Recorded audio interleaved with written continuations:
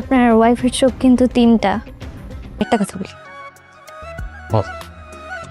তোমার বউটা জানি কেমন। বাদ দিয়ে এখন যাও, অজু বানিয়ে আসো, নামাজ পড়বা। এখন থেকে 5 ওয়াক্ত নামাজ পড়বা। আসসালামু আলাইকুম প্রিয় ভিউয়ার্স, এটা আমাদেরই গল্প নাটকের ২৬ নম্বর পর্বে আপনারা নিশ্চয়ই ইতিমধ্যে দেখে ফেলেছেন। তবে এই নাটকের আগামী ২৭ নম্বর পর্ব কবে এবং কখন আপলোড হতে যাচ্ছে এবং কি কি ঘটতে যাচ্ছে তা নিয়েই থাকছে আজকের ভিডিও। মূল ভিডিওতে যাওয়ার আগে আপনারা কে কোন জেলা থেকে আমাদের ভিডিওটি দেখছেন তা কমেন্ট করে অবশ্যই আমাদেরকে জানিয়ে দিন। বন্ধুরা, ২৬ নম্বর পর্বে আমরা মেহেরিনের একটি প্রতিবাদী রূপ দেখতে পেয়েছি। সায়রা যখন মেহেরিনকে অপমান করার জন্য তার পরিবারকে টানছিল, তখন মেহেরিন স্পষ্টভাবে জানিয়ে দিয়েছে যে সে তার পরিবারকে নিয়ে কোনো কথা সহ্য করবে না। অন্যদিকে ফাহাদ তার দুবাই প্রজেক্ট নিয়ে জামশেদ ভাইয়ের সাথে অন্য কোনো ফোন দিয়ে আসছে। তবে এই পুরো পর্বে একটি ভালো দিক ছিল রফিক ও ফাতিমার পুনর্মিলন। আগামী ২৭ নম্বর পর্বে আমরা হয়তো দেখতে পারবো তাদের এই সম্পর্ক আরো দৃঢ় হতে পারে। আবার অন্যদিকে সায়রা আর ঘরে বসে না থেকে ফাহাদের সেই দুবাই প্রজেক্টের জালিয়াতি সবার সামনে ফাঁস করার জন্য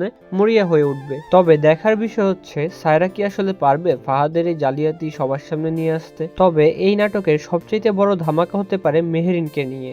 আমাদের কাছে আসা আপডেট অনুযায়ী সায়রা হয়তো তার প্রতিহিংসা মেটাতে মেহেরিন ও ফাহাদের পুরনো সম্পর্ক সবার সামনে তুলে ধরবে। আসলেই যদি সায়রা সবার সামনে বিষয়টি এক্সপোজ করে দেয়, তাহলে পুরো বাড়ির অবস্থা কোন দিকে যাবে সেটি এখন দেখার বিষয়। এছাড়া নতুন চরিত্র আবুলকে নিয়ে তৈরি হতে পারে এক নতুন রহস্যের জাল, যা এই নাটকের মোড় পুরোপুরি ঘুরিয়ে দিতে পারে। তো বন্ধুরা, আপনাদের সকল প্রকার আগ্রহের অবসান ঘটিয়ে এই ২৭ নম্বর পর্বটি আগামী বুধবার দুপুর 12টায় সিনেমাওয়ালা ইউটিউব চ্যানেলে আপলোড করা হবে। আপনাদের কি মনে হয়, সায়রা কি আসলে সবার সামনে মেহেরিন ও ফাহাদের সেই অতীত সম্পর্কের কথা প্রকাশ করে দিবে? আর ফাহাদের জালিয়াতি কি শেষ পর্যন্ত ধরা পড়বে? আপনাদের মূল্যবান মতামত অবশ্যই আমাদেরকে কমেন্ট করে জানান।